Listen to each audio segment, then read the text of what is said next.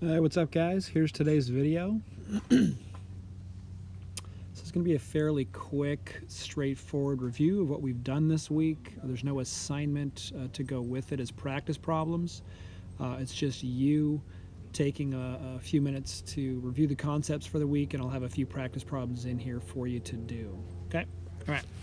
So right here, there'll be one section that looks like this. Rewrite as addition, then solve. So we would look at these. If I do number 1, I can just put a plus right in between there, which lets me see those are bad guys and bad guys. Okay, I can do that because of that single negative.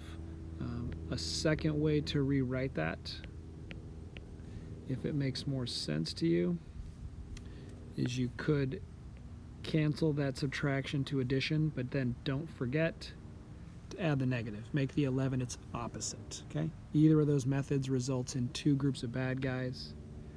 Whatever makes more sense. Okay, so we get bad guy, negative 19. So there's number 1. Okay, number 2. This is one that has two negatives in the middle. Negatives always cancel in pairs, so I'm going to cancel both of those out. This now turns into good guys and bad guys, meaning they're going to fight, they're going to kill each other, and they're going to cancel. So I'm going to subtract those two groups. That equals 8. And I see there were more good guys. The 14 is bigger, and it's a positive number, so that's positive 8. Number 3 is just like number 1. I can just come in here and insert the plus in between, and now I see that I've got a group of good guys and a group of bad guys. So I'm going to subtract those two groups. They're going to fight and they're going to kill each other. The answer is 7, and the sign is going to be of the larger group. There were more bad guys. The bad guys win that fight. And number 4, again, same idea. Two negatives in the middle, same as number 2 next to it. So when they cancel, I've now just got two groups of good guys. It's just classic addition you've always done. 13 and 8, 21.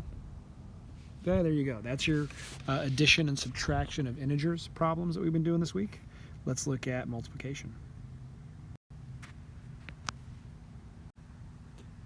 All right, let's continue on with multiplication. Negative 6 times 7. The parentheses tell us to multiply. There's a single negative. 6 times 7, 42. Single negatives always go to the answer, so it's negative 42. 3 times 5 is 15. We've got two negatives here. Negatives always cancel out in pairs, so we end up with positive 15. Number 3, if we pull the numbers out, there's a single negative. It's going to go to the answer. It shows us we can use that rule without actual numbers involved. And number 4, when do you cancel negatives? We saw that right here. Only in pairs. All right. I feel like this is a pretty easy start to this year for the first quiz. This seems like an easy A for anybody that wants to grab it.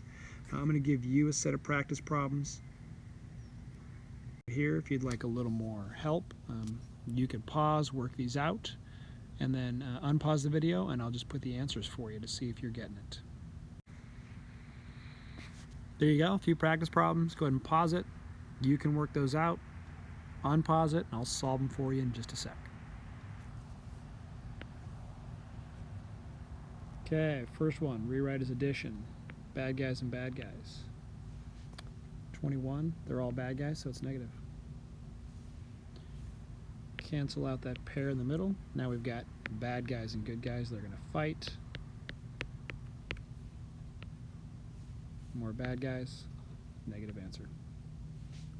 6 times 8, 48. Single negative goes to the answer. 11 times 9, 99. Pairs of negatives cancel. And a negative times a negative. Pairs cancel regardless of what the values are in the problem. And there you go. All right, see you tomorrow.